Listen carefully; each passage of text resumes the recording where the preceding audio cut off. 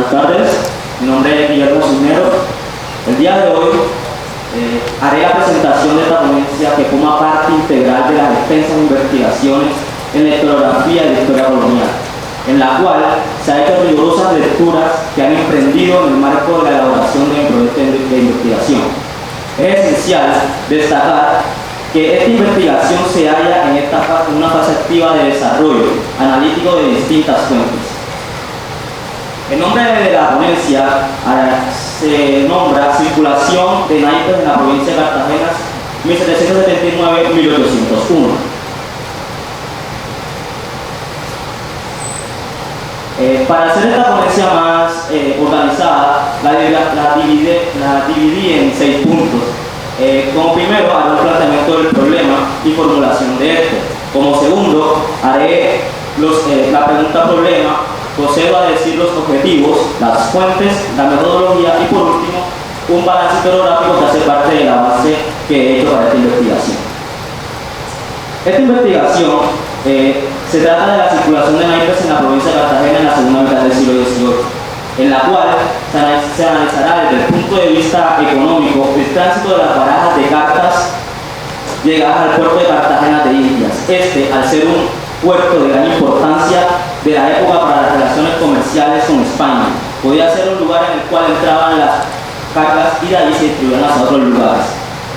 Este tema ha sido poco tratado en la ciudad de Cartagena, a pesar de que hay muchas fuentes con las cuales se puede hacer aportes históricos.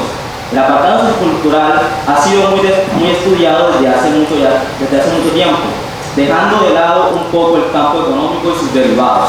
La revisión historiográfica arroja un vacío en el cual se da cuenta de que se ha dicho muy poco para el estampo de los naipes en Cartagena en la segunda mitad del siglo XVIII y cómo era la circulación de este producto en la provincia.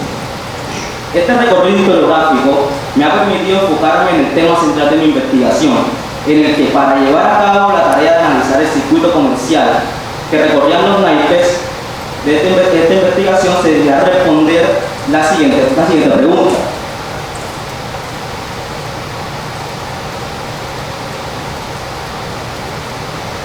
¿Cómo circulaban y se comercializaban los naipes en la provincia de Cartagena en la segunda mitad del siglo XVIII? Para esto me he propuesto unos objetivos a seguir. Un objetivo general, el cual dice que es analizar la circulación de naipes en la provincia de Cartagena en la segunda mitad del siglo XVIII mediante el estudio de los libros de contabilidad y la administración de naipes. Como objetivos específicos tengo 3. El primero de ellos es analizar las rutas de comercio de naipes que circulaban en la provincia de Cartagena de Indias. Como segundo, analizar la distribución y administración del estampo de naipes en Cartagena de Indias. Y como tercero, identificar los tipos de naipes que circularon en esta provincia. De esta manera, para llevar a cabo esta investigación, se implementará la metodología cuantitativa con el fin de responder a las preguntas propuestas de investigación y cumplir con los objetivos. Se hará un análisis de las tablas que evidencian las fuentes primarias, recopilando los datos en tablas de Excel para así posteriormente trazar un circuito mercantil de este objeto de estudio. Las fuentes primarias muestran, como lo ven en pantalla, las cargas que se enviaban en los cajones a las distintas provincias, los números de cajones, además de los números de barajas. Esto servirá para trazar el circuito. Esta labor investigativa también se apoyará en fuentes secundarias, las cuales servirán como apoyo para revisar y analizar el contexto de la ciudad de Cartagena en la segunda mitad del siglo XVIII. Revisar el comercio, los comerciantes, además de las leyes que afectaron o beneficiaron la circulación de mercancías alrededor de los puertos coloniales. Esto para interconectar el territorio estudiar con la metrópolis, pero también con sus colonias vecinas. El análisis de fuentes que ha estado haciendo para esta investigación en proceso, las fuentes muestran el principio de la cantidad de cajones que se contenían, como ya lo dije, y que contienen las principales administraciones en todas las provincias de Nueva Granada, como lo son Cartagena, Panamá, Popayán, Santa Fe y Honda.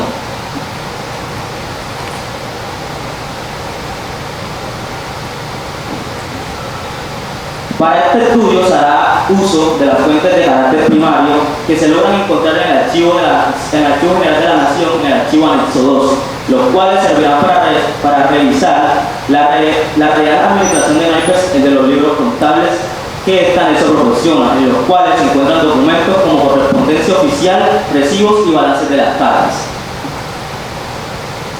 Ahora les haré unos pequeños avances que he hecho en la investigación. Entre los siglos XVI y XVIII, en territorios españoles en América, existían formas de distracción y lugares que servían como espacios de concentración de distintas gentes que hacían parte del conglomerado social de la población. Uno de este tipo de diversión era el juego de azar, el cual la sociedad hispánica a partir del siglo XVI empezó a relacionarse con este tipo de diversión. El juego se definiría como la realización de una acción en un espacio de tiempo libre, en el cual se establecerán reglas a seguir con una asimilación de estas de una manera asertiva que producirá emociones en esta misma acción. Claro está, no significa que antes del proceso de conquista por parte de los españoles no existían formas de juego de participamiento de las comunidades indígenas, pero es desde la llegada de los españoles que se inició una transformación en la visión del juego, fusionándose con la manera de esparcimiento del territorio americano con las europeas. Con esta llegada de las actividades de ocio y juegos de azar en América por parte de los españoles, llegó consigo el juego de cartas de naipes, mediante el cual se observaría rápidamente cómo se reunieron diversos sectores de la población granadina para el siglo XVII, como los criollos, los españoles y en pequeña minoría los indígenas. Varios autores han investigado este tema de los naipes desde el punto de vista sociocultural, como es el caso de Jean-Pierre Timbré, que hace mención al término de tabú, término que se utiliza para conocer a los jugadores de cartas que eran más viciados. Teresa Lozano, por otro lado, se inclina hacia los juegos de azar, estudiándolos de una forma muy amplia y diferenciada, aludiendo a qué tipos de jugadores eran las más recurrentes en la sociedad colonial. Otro ejemplo es otra perspectiva del historiador Joel Castaño, el cual hace un análisis de los juegos permitidos y prohibidos en algunos lugares de la Nueva Granada para el siglo XVIII. También se puede ver cómo a través de las apuestas se presentan diversidad de problemas y situaciones a desarrollar en la sociedad colonial para el siglo XVIII en la Nueva España, siendo los naipes un tipo de juego que genera un estímulo en la sociedad. Estos servían como un agente de distracción después de una jornada de trabajo. Sin embargo, debido al mal estado de las actividades agrícolas, mineras y oficios generales de la Nueva Granada, las autoridades decidieron endurecer los controles en vías de juzgar a estas personas que se hacían llamar ociosos o vagabundos. Para llevar a cabo esto, la corona realizó una serie de reformas y restricciones a estos juegos en el siglo XVIII. Estos cambios estructurales dentro de un contexto, se dieron dentro de un contexto muy amplio. Cuando los Borbones asumieron la corona de España, realizaron cambios en la administración colonial de carácter político, social y económico que tenían los territorios españoles. La salida de los Austrias auguró esta implementación de las reformas que buscaban a toda costa regular la producción agrícola de los productos y mejorar el control de los territorios en la población. Es así que los naipes se establecen en el siglo XVI según las disposiciones dictadas por Felipe II entre 1572 y 1584. Mediante esta se mandó por orden real que se establecieran en distintos lugares del reino la administración de un estanco, en el cual se le tendría que pagar a los funcionarios por su cargo. El estanco también se podría arrendar por cierto periodo de tiempo. Así se hacía una relación directa con la regulación comercial por parte de la corona. Esto en dirección de contrarrestar la competencia ilegal y una vez definitiva imponer un gravamen a este producto. En el reino de Nueva Granada, acabando con otros males como el ocio y la perdición social, además de sacar el máximo provecho a este producto.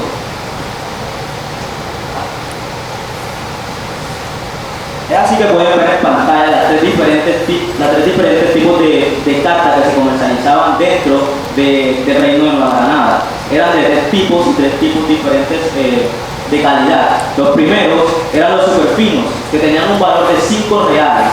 Los segundos tenían un valor de 4,5, se hacían llamar revesinos, y los terceros de Cartagena, que tenían un valor de 4 reales. Estos valores eran impuestos por la Real Hacienda. Los naipes como producto comercial traídos desde Málaga, lugar donde se estableció la fábrica de Machara Vialla, se implementó un monopolio de las cartas y su distribución alrededor de los reinos españoles. En Madrid, en Barcelona, en Cádiz y en Málaga fueron los centros de fabricación de los naipes más importantes del siglo XVIII. En América solo podían circular los fabricados en España, específicamente los de la fábrica de Machara Vialla. Debido a diversos inconvenientes en la fabricación de las cartas para jugar en los distintos territorios en América, como se dio la escasez del papel, y es por eso que la corona vio como solución, por medio de unos de esos funcionarios, como el visitador don José de Gálvez, establecer una fábrica de naipes. Es por eso que se da la Real Cédula de 1776 por el rey Carlos III, que ve con buenos ojos el establecimiento de esta fábrica. Esto sería muy aprovechado por la Real Hacienda, que recaudaría parte de las ganancias de esta nueva empresa. La contrata se le hace a don José de Gálvez, se le concede a José de Gálvez a don Félix Solesio. Este proyecto era de carácter mixto, es decir, tenía propiedad privada y también era parte de la Real Hacienda controlada por la corona.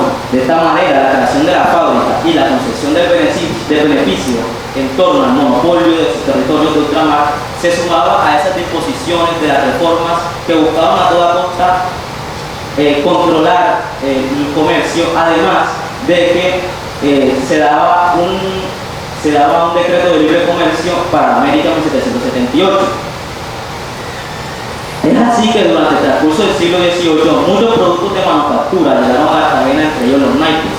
La ciudad tuvo un papel preponderante como territorio clave para la corona, siendo uno de los puertos centrales de la ciudad, ejerció un importante dominio comercial, lo que le permitió integrarse y ejercer como agente movilizador en la llegada y partida del comercio atlántico y pacífico, logrando conexiones con otros puertos de gran relevancia como lo son Portobelo, Panamá, como lo son Guayaquil y Buenaventura, convirtiéndose en un punto de encuentro de comerciantes locales y extranjeros, siendo así testigo de transformaciones de carácter social, económico y político, en las que se veían lazos de interrelacionalidad que permiten detallar redes de clases comerciales y sociales y de carácter familiar. Desde el comercio transatlántico se ha abordado que mucho de la actividad económica ejecutada en los territorios colonizados y la metrópolis, para el caso de la provincia de Cartagena en el siglo XVIII, el comercio era la actividad económica central y su análisis es esencial para entender la circulación de naipes en esta región. A la misma vez, este comercio se establecía con políticas económicas que la corona aplicaba en sus territorios, generando un mercantilismo que buscaba mediante leyes maximizar la exportación de productos y minimizar la importación, generando rentas en las arcas del rey. Para finalizar esta investigación, se da cuenta de que la importancia que remite los temas de circulación de productos, intercambio comercial, instituciones y agentes involucrados en este mundo es de gran relevancia para dar cuenta de cómo se dio la relación entre la metrópolis con las Nuevas Granadas y más exactamente con Cartagena, para de esta forma abordar el tema de nivel internacional, nacional y regionalmente. Muchas gracias.